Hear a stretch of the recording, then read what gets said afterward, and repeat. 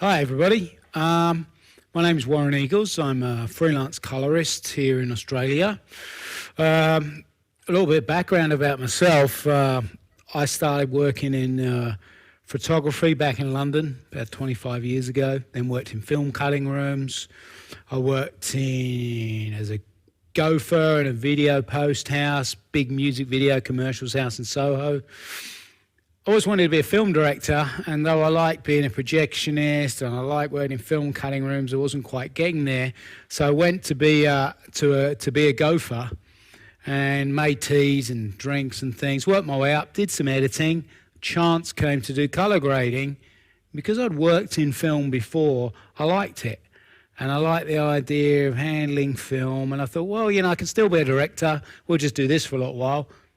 Got asked to become a colourist, working with the main colourist that was there at the time, and the rest is history. I never changed, never got to direct a film, but I still hope one day I may get to direct a film. Still an ambition there somewhere.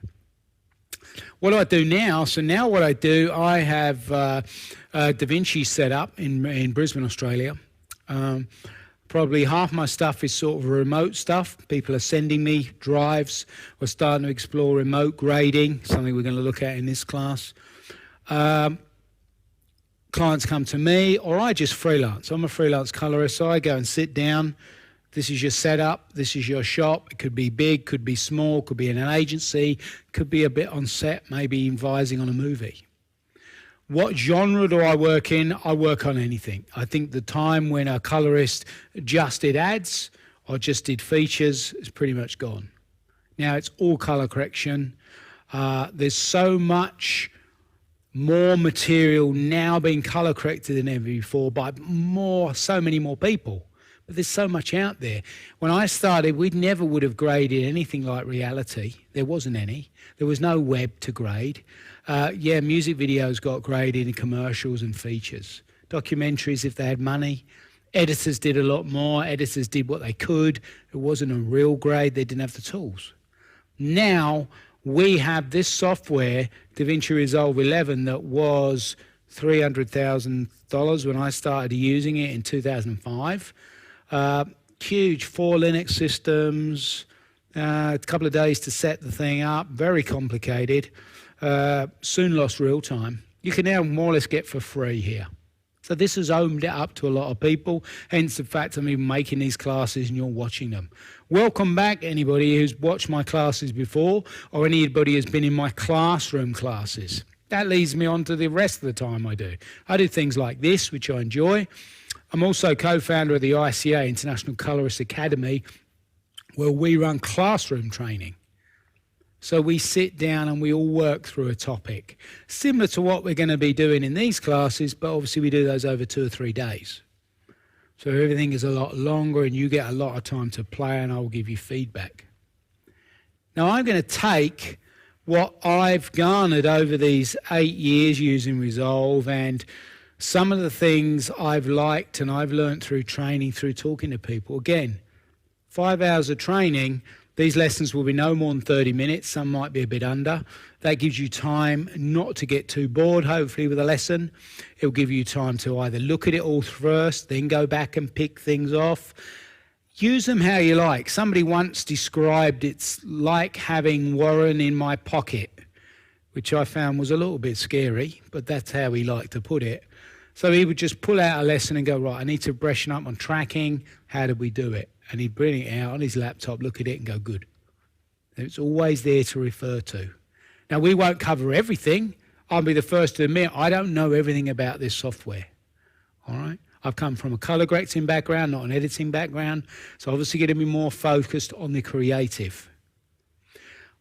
I would suggest in any training, whether it's classroom, whether it's this, what I'm doing, is get the manual and read the manual. A lot of people don't do that these days, but read it. There's a lot of very good stuff in there. It's written by Alexis van Herkman. He has written many books on either creative work and technical writing. It's very good. So there's lots of things I won't go into will be in there. So that's a bit about me. you guys are probably keen enough that you're watching this, you're coming from a number of different backgrounds. When I first did Resolve 2005, really the only people who were interested in were colorists.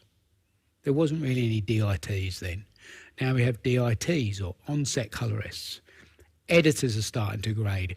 VFX people are starting to want to understand more about grading. DPs, not necessarily want to be a colorist. So many more people just want to understand. Maybe if they go to a grade or on a shoot, they want to know what can be done. What can the colorist do? Do we have to fix this now on set, or can we move on? That I find is interesting. But I tell you what, the biggest growing trend I see in the classroom classes is stills photographers and retouchers who are now sort of moving into, can they shoot moving images? They get asked, they're doing the stills campaign, can they handle maybe a component of the moving images? And some of them are putting their hand up and saying yes. And to be honest, they're making some very nice pictures. They know how to shoot, they know how to expose, they very much know what they like. And as a colorist, it's very important that you have an opinion on what you like, your style. Yeah? Get to know certain things that you like in an image. What do you like? What are the current trends? What don't you like? Always be ready to offer an opinion. So what we're going to do through the class is I may stop and make a little aside and talk about a few things that have worked for me. Other classes might be straight. This is how you do it. Just follow me along. So each lesson will be slightly different, but I'm aiming to make it interesting and viewable so they are enjoyable classes, and hopefully by the end of it, you're not falling asleep with your head on the desk. I don't mind you drinking while you're watching, and that's fine. I've got a drink somewhere, water, of course. So what is new in this version 11? Now, if we drop back a little bit, and I'm just going to remove what I've got made here, so I'll just get rid of this. And we'll move out our media like this. So this is pretty much the same as you've all known before from 8, 9 or 10 or whenever you picked up Resolve. And I'm not going to go over everything. I'm going to go some of the things I like. So we can start off at the beginning. Pretty much the same in folders. I found that adding folders has improved in here. Adding a new folder, then dragging classes into it. I quite like that, so I can take this and I can make my R101 classes and make a folder in there, and that is this, so that can go into there. So I can trick and drag. So this becomes a folder. When you see this overlay, that is now a folder. I never quite got this to quite work how I wanted it to before, but I can just drag those into there. That's nicer. In here now, this is pretty much the same, but this is quite cool. If we go into preferences, we now have the ability to work in different languages. Now, obviously, English is the only one that's going to work for me, if I'm honest. The Chinese and the Japanese version, obviously fantastic for the big users that are in those locations, but now the whole GUI can be run in a different language. Select that from the preferences. You now have options in here now, the same to select your media storage, your I/O cards, use Red Rocket if available, and use GPU for Red Debayer. Now, if you have a fast GPU, like if you have a new Mac Pro or you have an expansion with fast cards in, 780s or Titans, then you can do your debayering of red files on a graphics card. You don't need a Red Rocket. It's important you tick or turn that off though, because if you're trying to debay on a GPU on an iMac or somewhere, it's not going to work, it's not going to like it. Now it should auto detect, but it's worth remembering that is what that's doing. GPU processing mode auto, or you can turn it to be OpenCL or CUDA. We'll leave ours on auto. While I'm here, good chance just to run through and say what we're working with here. Flanders Scientific OLED as my grading monitor.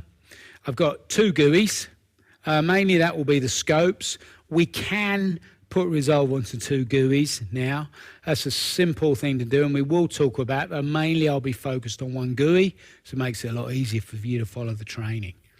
Mac Tower with the Quadra 4000 card in. At the moment, we're going to play around a little bit with the surfaces. I'm going to start with just a single tangent element attached with USB here for the trackballs.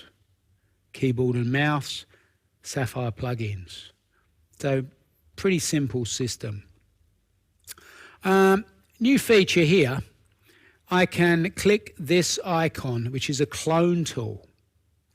Now this is useful. So if I hit plus, it says job 1, drag source here. So as you know, these are my source material here. So if I go to this drive here, we'll open up and see what's on there. Let's have a look and see what's in there. I think that's gone to sleep. Let's have a look there. Here we are, thumb drive. Now, I want to make and copy some movies across from here. So in here somewhere, colorist movie. Drag source here. So I drag that from the stick and place it there. Drag destination here. Go up to my fast storage. And in my fast storage, I have a sync folder there. And I'm just going to put that there. Clone. So that's a clone tool. Gives you a time of how long that is going to take. And it gives a percentage of how it's done it. And then it will go through and it will tell you if it's done it 100% correctly. So it's a much better way than we currently do it when we're dragging and dropping, or are we copying and pasting? Have we got all the clips? To be honest, and I've been guilty of doing this, there's a little bit hit and miss when you're doing it in the OS. You're dragging, you've got people bringing you drives left, right and centre. A little bit messy. So this is really nice. And it's giving you a bar there telling you how much you've copied, 21%, how much time remaining. So what it's going to do is going to do a proper checksum of what I'm copying in here from the stick, and then the folder I'm putting it to in there, in the sync folder. So I like that. That's really nice. In terms of what has changed under this GUI in here. Now, this is all pretty much the same, but you'll see at the bottom here, there's a very obvious one, is that you have media, edit, color, deliver. We've dropped one, which is it? Gallery, correct. The gallery is gone. Probably the least used. We weren't in there very much for it to have its own tab. I remember when Resolve started, I think we had about 8 or 9 tabs along the bottom there. They're gradually getting smaller. So this is how this is going to change. So the media we are going to work with now, let's find that. It's up in here. This is my main storage. And of course, you can still look at that as a list view like this. Search is still in there, so you can search through. You can go through and change this on name or resolution. Let's find some media first, and we're going to use drama media. And we're going to drag in some Kelly 2 ProRes. Drag that straight in. Like that. I'll say this as well, you guys probably all know, but the advantage of having a really big thumbnail, you can see the image, you can see the job, yeah. You've got information tab here, which is telling you frame rate, resolution, size, when it was created. You've got more information here. You cannot have enough information. Don't overwrite the fact you know, or don't play down the fact you know if it's H.264, you know if it's 4K original, is it RAW. The more you know about any codec you're working, the better colorist you will be. You will understand the pros and cons of these files. You will be able to converse with directors, DPs, clients. Oh, this camera shoots this. This is XAVC. This is RAW, this is this lot. So just try and get, every time there's a new camera, try and get a feel of what it's like, or grade it and know if that's good or bad to grade. One of the things you can do in here now, so that's done its clone, so I can close that down. I could do more of those. So let's see if we can get rid of that. There, we can go that. Preserve folder name. I could have done that, could have changed that. Here, we can now create subclips. So if I've got this clip of Mike there and it's too long, I can just come in and make there. Shorten it, put my playhead there. Right click here, create subclip. And then I will get a new subclip version there with a little icon saying it's a subclip. So if we were dealing with some really long clips, like I've got the original R3Ds of this here now, then these are about 6 minutes long or so, or even longer. So I can just choose a little section of that and go, well, I don't want to handle all this media in the media pool. So what we'll do is just choose a little section there, which is the key shot there, and then make a subclip of that. Oh, this might make more of a clear in and out. Oh, no, sorry. Let's stick it in the media pool first. You've got to go in the media pool before you can subclip it. Apologise for that. There we go. Now we can subclip. So just the section there, which is pointing to the end of the gun. Create subclip. So it's taking a big 6-7 minute, just using a little bit of it. R3D. Okay, so very useful in doing that. Pretty much the same in how we can resize these thumbnails. You can obviously look here like this. Also up in this tag you can add markers now, which you can put now onto your clips. So one of the things you can do when you've selected your media is you can create a timeline straight from here. You don't have to go to the edit page to create it, which is pretty good. Command A, create timeline using selected clips, call it demo, it's basically what we're in, and it will select us a timeline automatically called demo.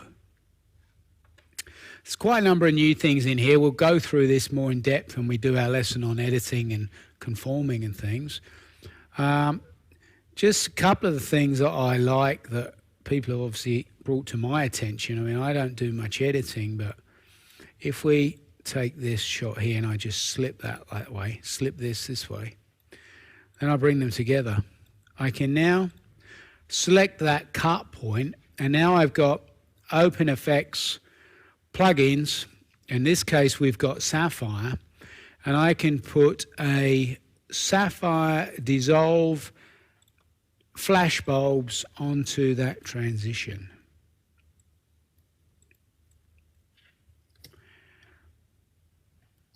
Wow, that was very quick, wasn't it? Let's do one. That's a really quick one. Let's do one that we're going to see a little bit easier. There we go. Dissolve speckle. So you can drag as many as you want onto there.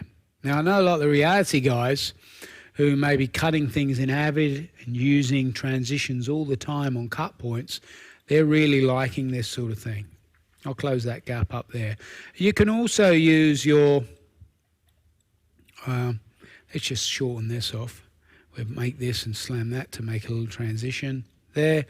Our toolbox in terms of resolve transitions have improved as well. Audio crossfade, very useful. We use that all the time. Being able to put the same transition on all cuts, really good. If I just want to put a cross dissolve into there, I can. I can right click on it. I can start edit, end of edit, change that around, really useful. So little things like that really improved.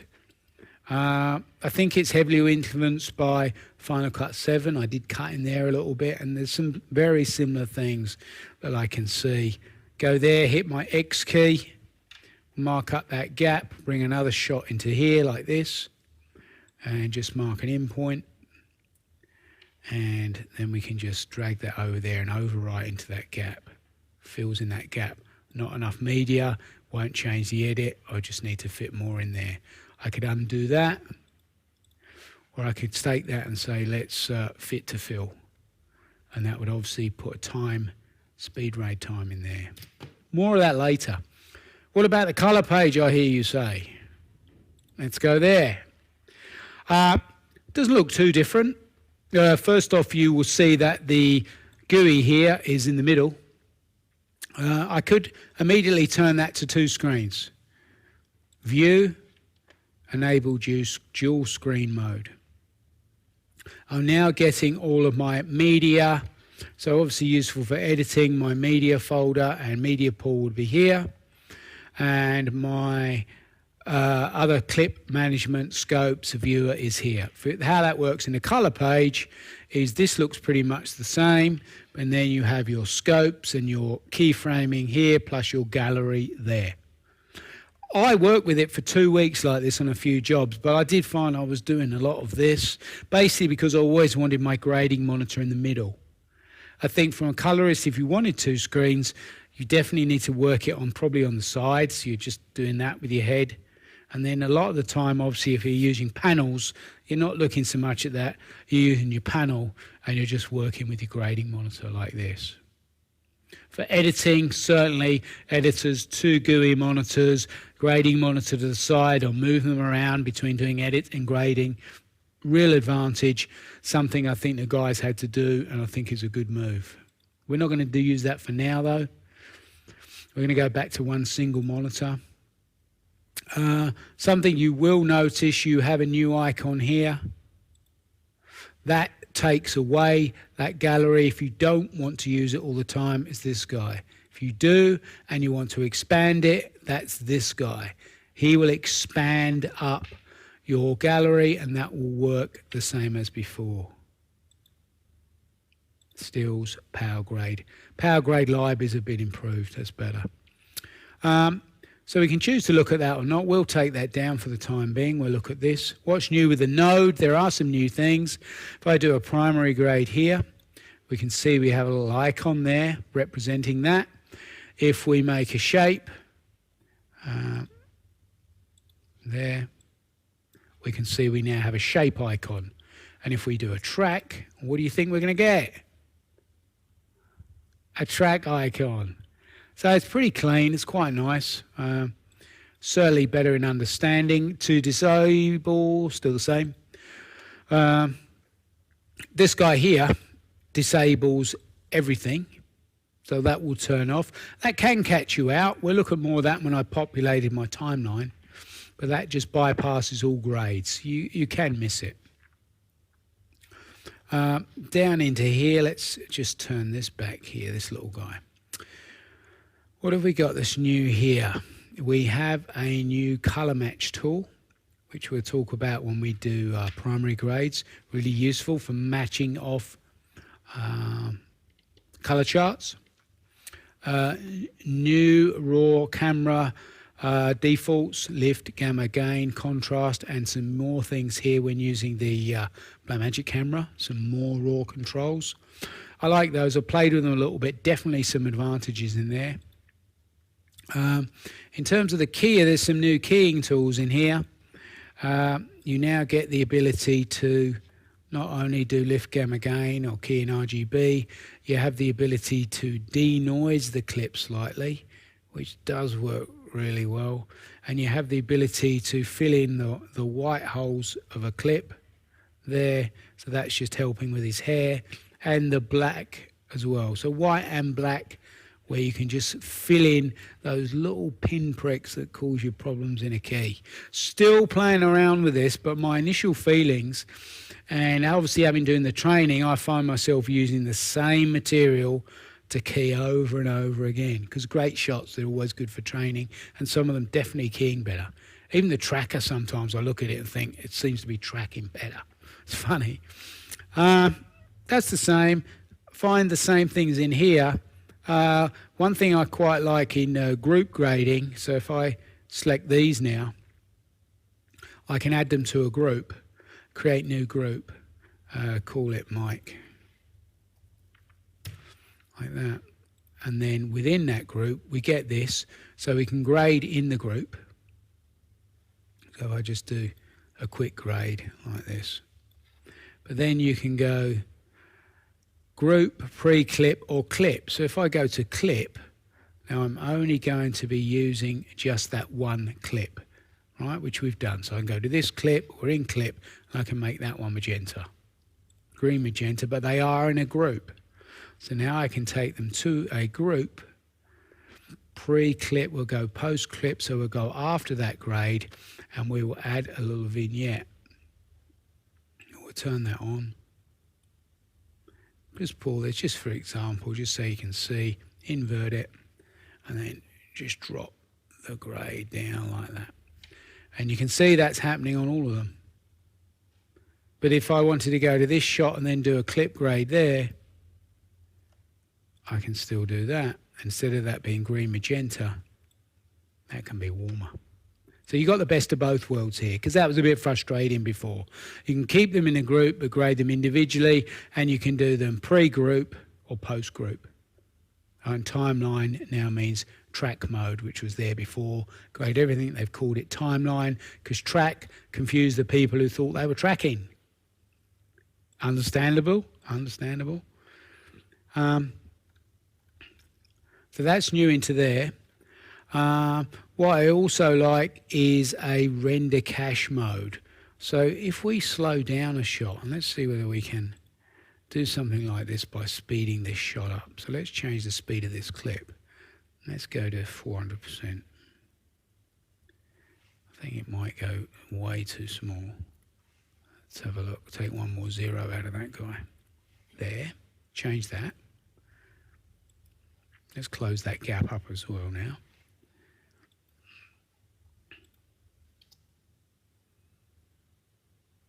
Right, that will slow down slightly, all right, because it's going so quickly.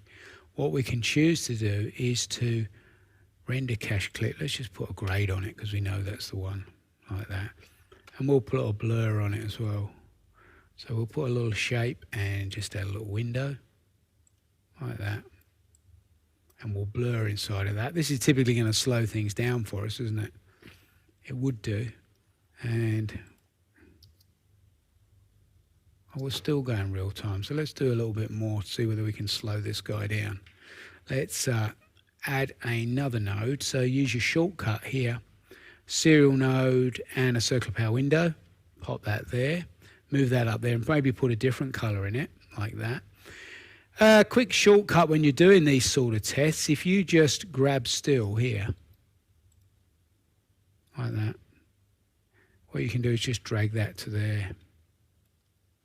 If I land that where you get the plus, get a plus and drop it, get a plus and drop it.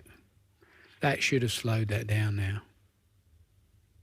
Yeah, 17 frames per second, can't quite see the speed, director wants to see it looking in real time. Just select some of these off like this so we've got some shapes in different spots. What do? We have the ability to use our proxy, but otherwise we can't really see it till the end. So right click, render cache the clip, and go to playback, and under render cache we can either select smart, which will do all the ones that need it, or just user. Then user, it will start to make this red, and it will go through, and you've got a red bar at the top there. So if you do this, you can see that you've got a red bar there, and you've got this going red. So we'll hit play, we'll let that play through, and let that cache that up. Let's step back out.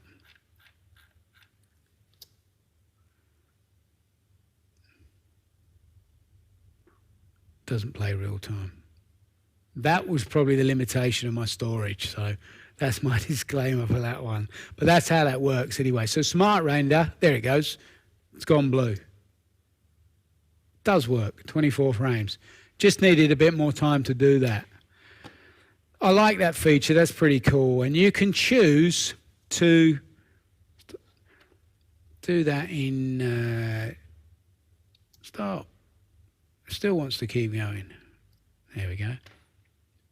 And you can select whether you want to render cache to ProRes HQ, DPX, depending on your workflow and how fast your system is, ProRes LT. So that's customizable in the settings page. Down here in our color page, we have deliver page. Now this is split into basic, intermediate and advanced. Basic, very simple. I would suggest just stick with the advanced if you used it before. A couple of the new things being if you select H.264, you get more controls on your data rate, or do you want to restrict it to adding keyframes when you're making H.264s. Really useful. You can see slightly different views, and they've turned this back around again. So now you have all your settings here, and it renders on this side. It's how it used to be in earlier versions, so I figured that's quite a nice move. As in what's new out in here, you've got now a few new things that people will like, I'm sure. You have a broadcast safe, and you have 3 levels of it. Very broadcast safe, 0 to 100, will cut everything off. You've got a sort of in between, -10, 110 will let a few offshoots go, and -20 to 120 is a bit more lapse. You can leave it turned on the whole time, or you can turn it off and turn it at the end, a bit like Apple Color used to be. Keyboard mapping, you can come in here and map your own specific keyboard shortcuts if you wish, you so desire. That's new in there. Also in autosave, I found that backing up now and list of backups is working really well. I like that. That's going well. So there's a good few things in here that they've obviously changed in terms of a few more options. These are these new options here now, and lift, gain and contrast in there. So overall, really good improvements, not just on the editing side, but on the color side, the finishing side. Just to sum up, just enable us to get our jobs in, do a really good grade edit, or get them out the door fast. And in simple terms, that's what we need to do. You know, it's about getting things in, getting them out. So that's it for this lesson. What we're then going to do, we're going to dissect and go into detail on a few more things. Thanks for watching. See you next time.